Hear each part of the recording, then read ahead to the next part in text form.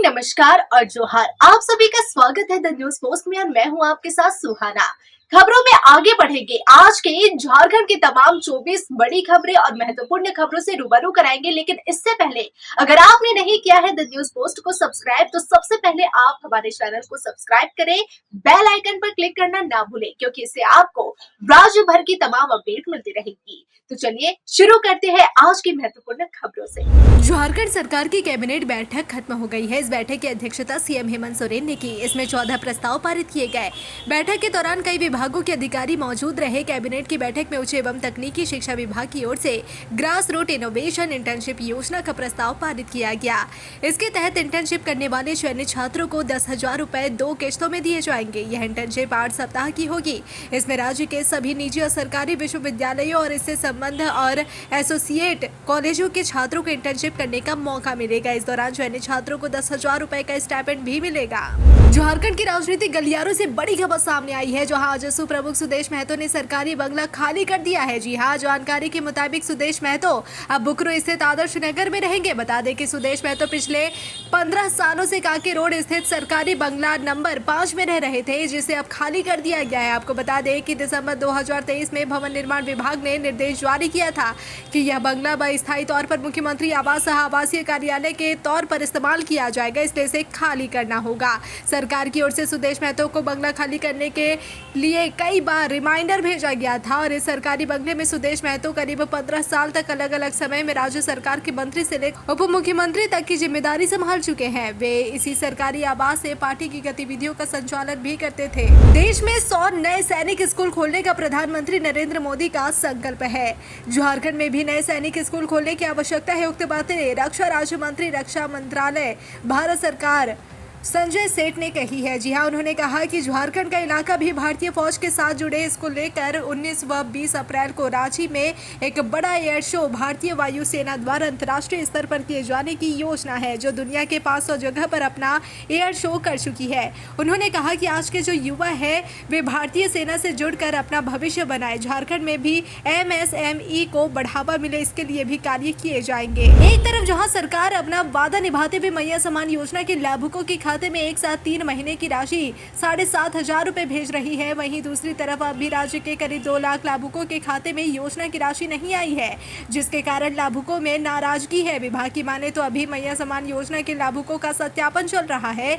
इस दौरान कई ऐसे लाभुक मिले जिनके राशन कार्ड में उनके द्वारा आवेदन में भरी गई जानकारी मेल नहीं खा रही। डाटा मैच न होने के कारण महिलाओं की राशि रोक दी गई है। उन्हें अपने पैसे पाने के लिए दस्तावेज दुरुस्त करने के निर्देश दिए गए हैं। इस संबंध में सामाजिक सुरक्षा उपनिदेशक का कहना है कि अभी किसी का आवेदन अस्वीकृत नहीं किया गया है, उन्हें सिर्फ रोक दिया गया है। सत्यापन का काम शुरू है। जिन महिलाओं के खाते में मार्च महीने में 3 महीने की राशि एक साथ विलंब से भेजी गई है, वे अपना बैंक खाता आधार से लिंक करा ले, क्योंकि अप्रैल महीने से सम्मान निधि की राशि डीबीटी के माध्यम से ही भेजी जाएगी। जिनके खाते में डीबीटी की सुविधा उपलब्ध नहीं है, उनके खाते में राशि ट्रांसफर नहीं की जाएगी।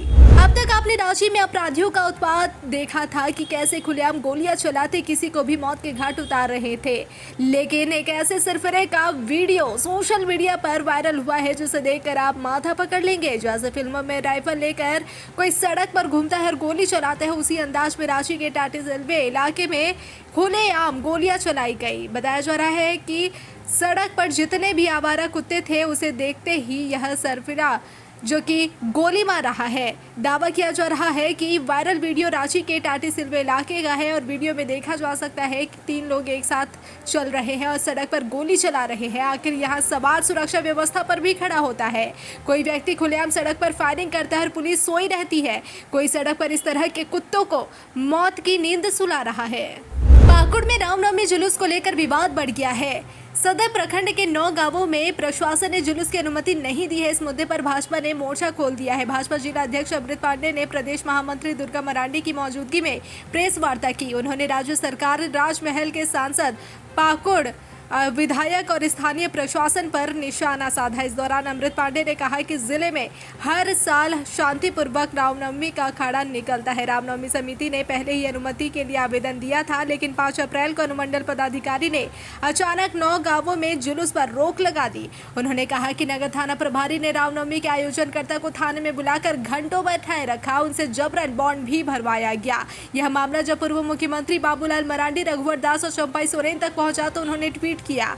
इसके बाद प्रशासन बैकफुट पर आ गया। भाजपा जिला अध्यक्ष ने आरोप लगाया कि राज्य सरकार के इशारे पर हिंदू भावनाओं को ठेस पहुंचाने की साजिश रची गई है। उन्होंने चरणबद्ध आंदोलन की चेतावनी दी है। भाजपा के प्रदेश प्रवक्ता प्रतुल शाहदेव ने 14-15 अप्रैल को होने वाले झारखंड मुक्ति मोर्चा के 13वें अधिवेशन के अवसर पर पार्टी के संविधान में संशोधन के प्रयास पर कटाक्ष किया है। प्रतुल शाहदेव ने झामुमो को चुनौती देते हुए कहा कि अगर पार्टी वाकई लोकतंत्र और लोकतांत्रिक मूल्यों में विश्वास करती है तो उसे अपने संविधान में एक व्यक्ति एक पद के सिद्धांत को लागू करना चाहिए। प्रतुल ने कहा कि झारखंड मुक्ति मोर्चा कभी इतनी हिम्मत नहीं जुटा सकता। वर्तमान में मुख्यमंत्री हेमंत सोरेन पार्टी के कार्यकारी अध्यक्ष भी है। हेमंत सोरेन कभी नहीं चाहेंगे कि पार्टी पर उनकी पकड़ ढीली हो, इसलिए झामुमो में पार्टी के संविधान में इस तरह के संशोधन की कोई संभावना नहीं है। भाजपा के प्रदेश अध्यक्ष और नेता प्रतिपक्ष बाबूलाल मरांडी ने राज्य सरकार पर बड़ा कटाक्ष किया। बाबूलाल मरांडी ने कहा कि हेमंत सोरेन के प्रथम कार्यकाल में पेयजल एवं स्वच्छता विभाग में वर्ष 2019 से 2024 के बीच 160 करोड़ रुपए की लागत से किए गए कार्यों में भारी वित्तीय अनियमितता उजागर हुई है। उन्होंने कहा कि ऑडिट रिपोर्ट से स्पष्ट है कि चारा घोटाले की तरह पेयजल एवं स्वच्छता विभाग में भी विभिन्न कोषागारों से अवैध निकासी की गई है। राज्य सरकार को इस पूरे मामले की निष्पक्ष एवं उच्च स्तरीय जांच करानी चाहिए ताकि दोषियों को सजा मिल सके और जनता के पैसे की इस लूट को रोका जा सके। दुमका जिला के जरमुंडी थाना क्षेत्र के बलाथर गांव में कृषि कार्य कर रहे दिवाकर यादव नामक अधेड़ पर मधुमक्खी के झुंड ने हमला कर दिया। हमले में वह घायल हो गए। परिजन द्वारा उसे इलाज के लिए सामुदायिक स्वास्थ्य केंद्र जरमुंडी में भर्ती कराया गया। दिवाकर की गंभीर स्थिति को देखते हुए प्राथमिक उपचार के बाद बेहतर इलाज के लिए फूलो झानो मेडिकल कॉलेज अस्पताल लाया गया, जहां इलाज के दौरान उसकी मौत हो गई। पुलिस ने पोस्टमार्टम के बाद शव घर वालों को सौंप दिया। भारतीय जनता पार्टी के हुसैनाबाद ग्रामीण उद्धार एवं नगर मंडल की सांगठनिक बैठक मंगलवार को पूर्व मंत्री कमलेश कुमार सिंह के जपला स्थित आवासीय कार्यालय में हुई। बैठक की अध्यक्षता पूर्व मंत्री एवं वरिष्ठ भाजपा नेता कमलेश कुमार सिंह ने की। इसमें मंडलों के पार्टी पदाधिकारी और कार्यकर्ताओं ने बढ़ चढ़कर हिस्सा लिया। पूर्व मंत्री एवं वरिष्ठ भाजपा नेता कमलेश कुमार सिंह ने कहा कि बैठक का उद्देश्य संगठन को मजबूत बनाना है। उन्होंने कहा कि आगामी नगर पंचायत एवं अन्य चुनावों की रणनीति पर चर्चा की गई। उन्होंने कार्यकर्ताओं और पदाधिकारियों से आह्वान किया कि जमीनी स्तर पर पार्टी की पकड़ मजबूत करने के लिए सभी को मिलकर काम करने की जरूरत है। नोटिफाइड एरिया कमेटी एवं मानको नगर निगम ने गर्मी को देखते हुए अभी से ही तैयारियां शुरू कर दी है। जी हां, विभाग अभी से ही अलर्ट है ताकि गर्मी में किसी को पानी को लेकर किसी प्रकार की परेशानियों का सामना ना करना पड़े। जमशेदपुर नोटिफाइड एरिया कमेटी के नगर उप आयुक्त कृष्णा कुमार ने जानकारी देते हुए कहा कि अभी से ही गर्मी को लेकर सभी तैयारियां पूरी कर ली गई है ताकि इलाके के लोगों को पानी की समस्या ना हो। नगर उप आयुक्त कृष्णा कुमार ने कहा कि अभी से क्षेत्र के चापानल को ठीक करवाने का काम शुरू कर दिया गया है। जिन क्षेत्रों में पानी की समस्या होगी उसे लेकर विभाग जल्द ही मोबाइल नंबर जारी करेगा ताकि पानी की समस्या होने पर उस नंबर पर संपर्क करने से उस क्षेत्र में टैंकर से पानी की सप्लाई की जाएगी। उन्होंने कहा कि इस बार गर्मी अधिक पड़ने वाली है, जिसे लेकर विभाग पहले से तैयारियां कर लिया है।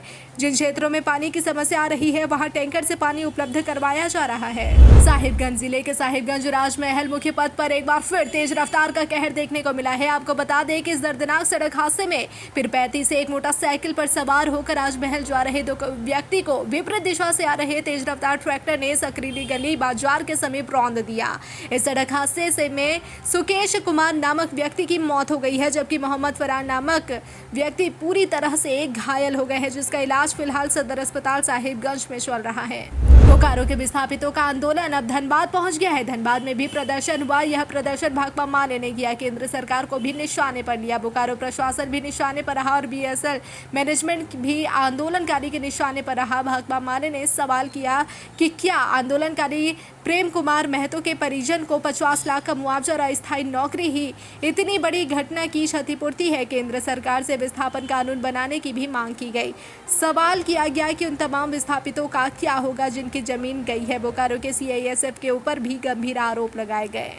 लोहरदगा कैरो थाना क्षेत्र के बंडा पतरा टोली निवासी 35 वर्षीय पुत्र मौजम उराव की मौत मंगलवार की सुबह करीब 4 बजे हो गई। मौजम कमाने के लिए पटना गया हुआ था और वहां से आने के क्रम में जमुना बस में इसकी मृत्यु हो गई। वह पटना से चला था और बस वाला को बोला था कि लोहरदगा में उतार दीजिएगा। इसी क्रम में रास्ते में ही इसकी मृत्यु हो गई। जानकारी के अनुसार मौजम का विवाह नहीं हुआ था। बताया गया कि पहले वह रांची में रिक्शा चलाता था और कुछ दिन पहले पटना कमाने गया था। रामगढ़ जिले के भुरकुंडा सौंदा बस्ती में बिजली के 11,000 हाई टेंशन तार की चपेट में आने से दशमी की झांकी जलकर पूरी तरह से खाक हो गई। घटना सोमवार देर रात तकरीबन 10 बजे की है। हालांकि इस घटना में झांकी के साथ मौजूद भीड़ बाल बाल बच गई। परंपरा के मुताबिक विजयादशमी के दिन सौंदा बस्ती टिपला की झांकी गाजे बाजे के साथ सरैया टोला जा रही थी और इसी दौरान सौंदा बस्ती पेट्रोल पंप के समीप झांकी बिजली के 11,000 हाई टेंशन तार की चपेट में आ गई और देखते ही देखते झांकी में बना राक्षस का पुतला धू धू कर जल गया और पूरी झांकी आग की चपेट में आ गई। जुलूस में काफी संख्या में महिला बच्चे शामिल थे, लेकिन किसी के हताहत होने की कोई सूचना नहीं है। स्थानीय ग्रामीणों ने आपसी सहयोग से किसी तरह आग पर काबू पा लिया।